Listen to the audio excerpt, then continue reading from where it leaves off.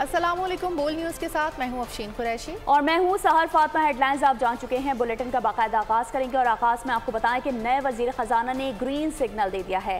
पाकिस्तान और IMF के दरमियान मुज़ाकरात 15 मार्च से शुरू होने का इम्कान है। IMF वफ़द का कल पाकिस्तान पहुँच रहा है। फरीक़ैन के दरमियान नए कर्ज प्रोग्राम के साथ मौजूदा कर्ज प्रोग्राम की आखिरी किस्त से मुतालिक भी बात होगी।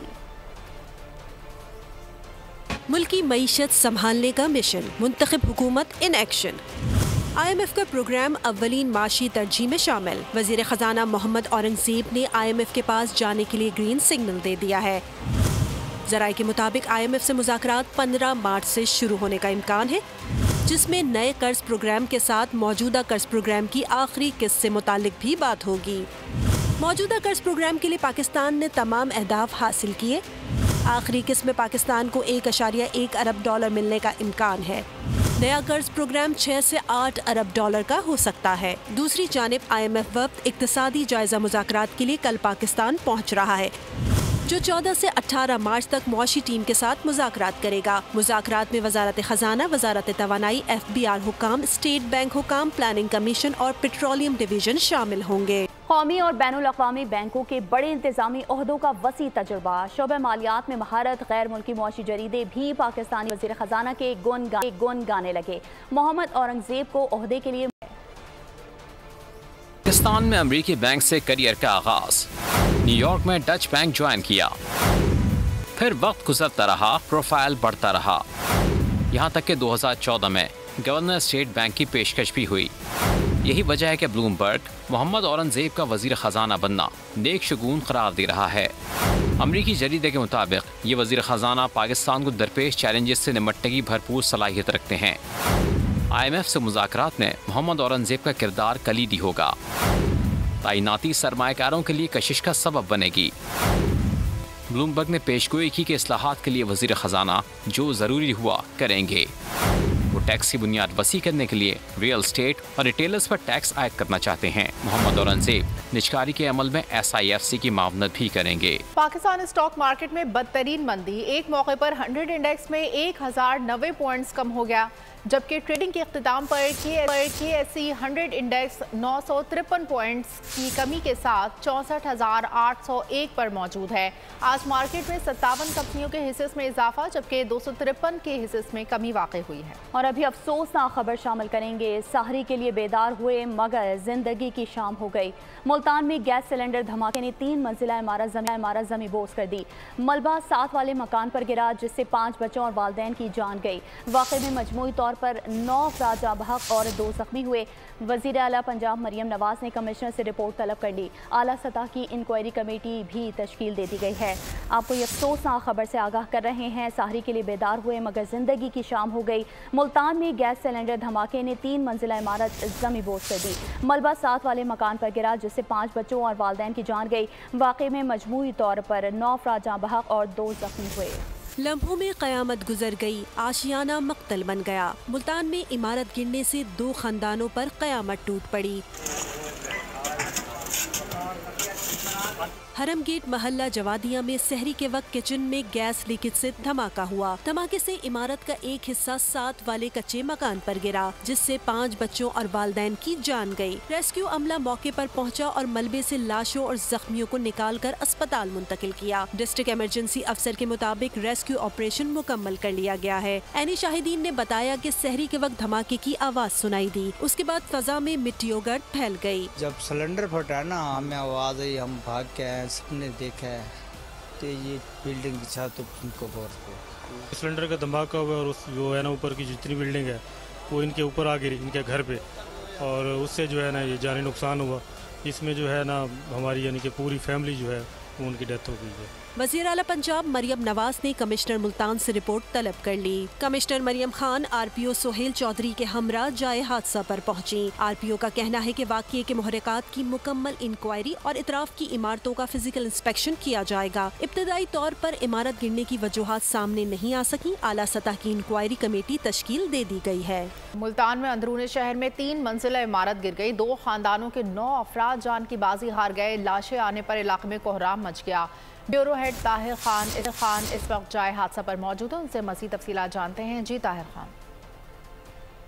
आज बिल्कुल इस वक्त हम मुल्तान के अंदरून शहर मुल्तान मोहल्ला जोगियावाला में मौजूद है, जहां पर आज सुबह ये अफसोसनाक वाक़या पेश आया। सहरी के वक्त दाई इत्तलात के मुताबिक सिलेंडर ब्लास्ट हुआ है इस ऊपर वाली में, और उसके बाद 3 मंजिला इमारत है जो कि गिरी है एक नीचे कच्चे मकान पर, जिसमें 7 अफराद का जो एक ही ख़ानदान से ताल्लुक़ है वो वहाँ पे उसमें हलाक हुए हैं इस वाक़े में। इसके साथ साथ आप देख सकते हैं कि मलबा अभी भी मुख्तलिफ़ जगहों पर पड़ा हुआ है, और इसके साथ साथ जो ज़ख्मी हैं उनको बर्न सेंटर मुंतकिल कर दिया गया है। और ये जो सिलेंडर ब्लास्ट है उसकी वजह से ये बिल्डिंग गिरी है, और साथ वाले घर में जो 7 अफराद थे कि ख़ानदान के की छोटी छोटी गलियाँ हैं जो कि और यहाँ पर बड़ी बड़ी बिल्डिंग्स बनाई गई हैं। यहाँ रेस्क्यू ऑपरेशन में भी मुश्किलात का सामना करना पड़ा, और ये जो बिल्डिंग्स हैं ये कई दहाइयाँ पुरानी ये बिल्डिंग यहाँ पर बनी हुई हैं जो जिनकी खस्ता हाली भी आप देख सकते हैं, और कंस्ट्रक्शंस भी यहाँ पर कुछ गैर मेयारी ही हैं, जिसकी वजह से ये इतना बड़ा सानिया रोनुमा हुआ।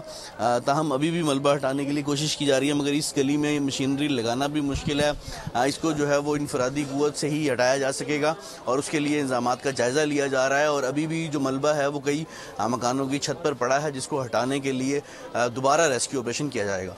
जी, एक और अफसोसनाक खबर देंगे आपको रावलपिंडी से, जहां गैस लीकेज धमाके से 2 बच्चे जाँ भाग हो गए। दूसरी जानिब कोयटा में गैस लीकेज के 2 धमाकों में खवातीन और बच्चों समेत 15 अफराद जख्मी हुए।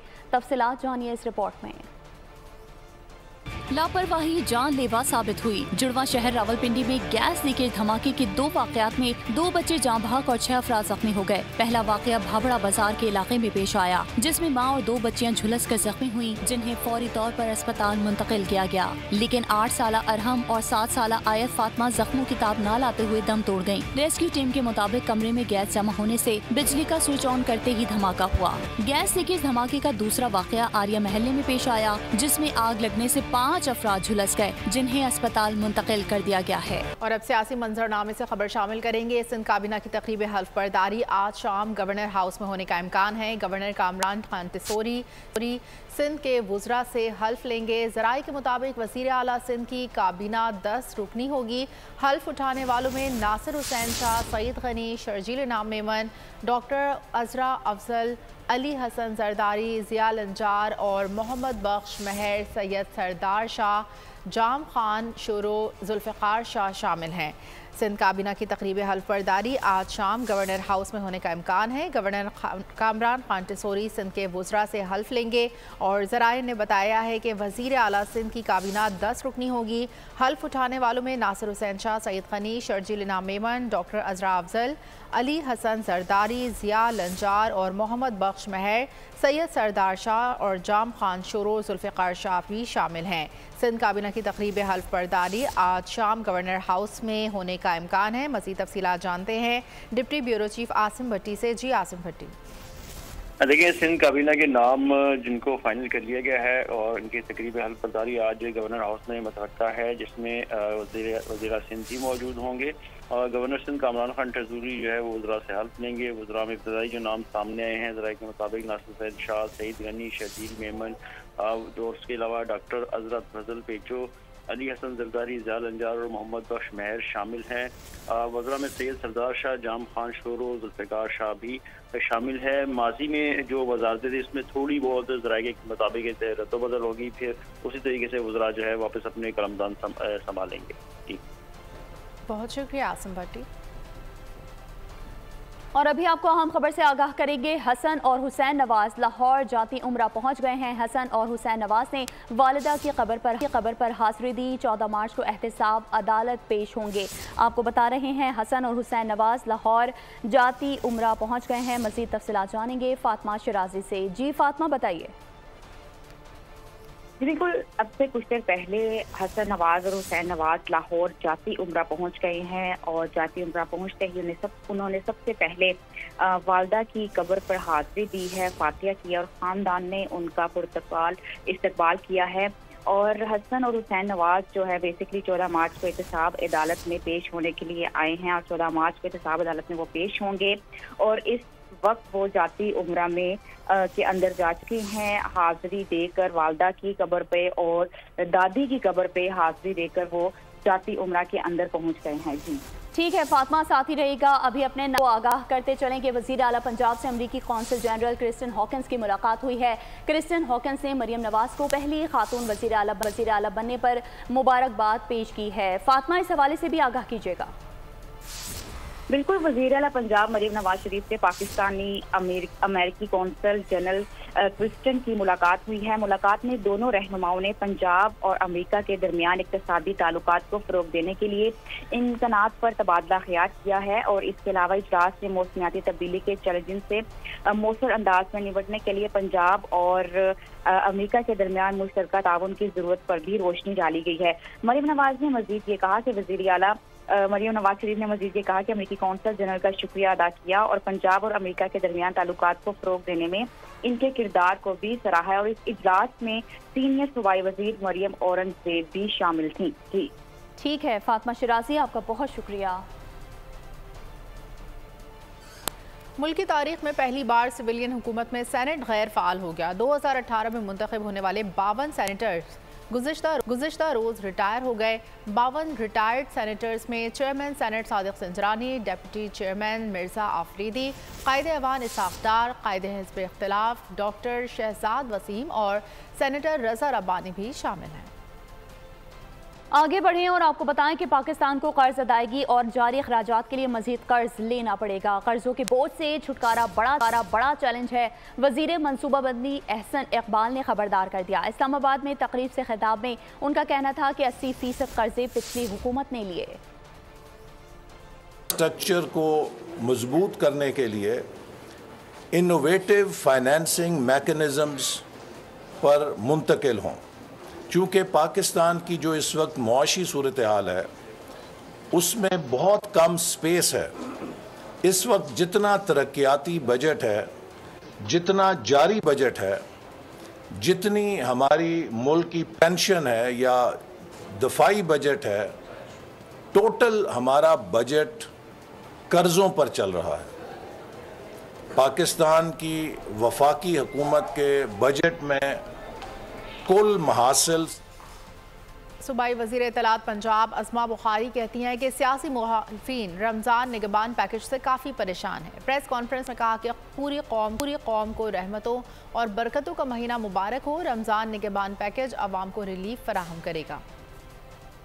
मीडिया पे फेक प्रोपेगेंडा, फेक खबरें चल रही हैं और सियासी मुखालिफिन जो है वो बहुत तकलीफ़ का शिकार है। इस रमज़ान पैकेज के हवाले से बहुत इनसिक्योरिटीज़ हैं उनको और बजा तौर पर शायद दुरुस्त भी हैं, क्योंकि उन्होंने अपने दौर में ना कभी कोई काम किया था, ना कभी आम आदमी को रिलीफ देने के बारे में उनके दिमाग में कभी ऐसा कोई फलाही प्रोग्राम आया जिसके ज़रिए 64 लाख से ज़्यादा ख़ानदानों को उनकी दहलीज़ के ऊपर जो रमज़ान पैकेज है वो दिया जाए। कोई गलती है, कहीं कोताही है। अभी आपको बताएं कि माह रमज़ान के आगाज़ से ही शैतानी वार शुरू हो गए हैं। मुनाफाखोरों ने आस्तीनें चढ़ा ली। फल, सब्जियां, दालें और गोश्त सभी की कीमत आसमान छू रही है। शहरी बिलबिला उठे हैं। तफसीलात जानते हैं इस रिपोर्ट में।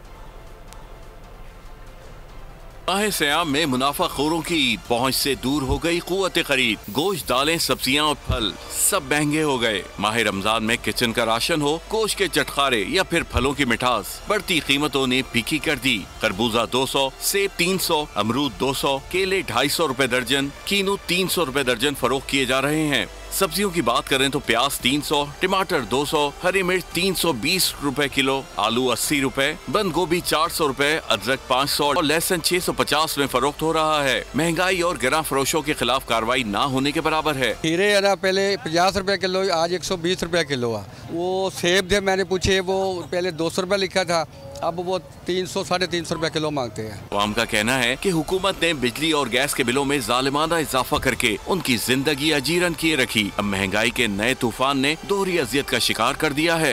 रमजानुल मुबारक का आगाज हो गया। पहला रोजा आवाम ने रख तो लिया, लेकिन रोजा इफ्तार करने के लिए दरकार अशिया खुरोनोश की खरीदारी में महंगाई के बायस शदीद मुश्किलात का सामना है। अवाम की हुकूमत से सब्जी, फल, आटे और दालों की कीमतों में कमी करने की दुहाई। मज़ीद तफसीलात जानते हैं नुमाइंदा बोल न्यूज़ मोहम्मद आलिजा खान से। जी आलिजा, बताइए मार्केट का अहवाल। का आगाज़ हो चुका है, लेकिन शेख और अनोश की कीमतों में कमी नहीं आ सकी।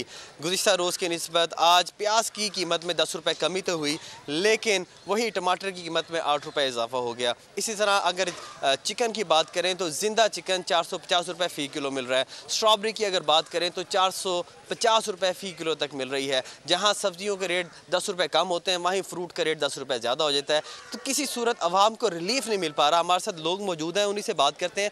बताइएगा, कोई आपको रिलीफ मिला है? पैकेज का ऐलान हुआ था, कोई सब्जी की कीमतों में, फल की कीमतों में कमी हुई है, क्या कहना चाहेंगे? कीमतें ऊपर जा रही हैं, अभी मज़ीद ऊपर जाएंगे। जिस तरह ये जा रही हैं, हर चीज़ की प्राइस ऊपर जा रही है। मुर्गी 600-650 तक जाएगी। ठीक है आलिजा, आपका बहुत शुक्रिया। और अब आपको बताएं कि जो गाया कमाल गाया, अदाकारी से भी लोगों को दीवाना बनाया। Happy birthday Atif Aslam. गुलकार फनकार ने जिंदगी की 41 बहारें देख ली। बुलेटिन से फिलहाल इतना है। मजीद खबरों और अपडेट्स के लिए विजिट कीजिए हमारी वेबसाइट bolnews.com और देखते रहिए बोल न्यूज़।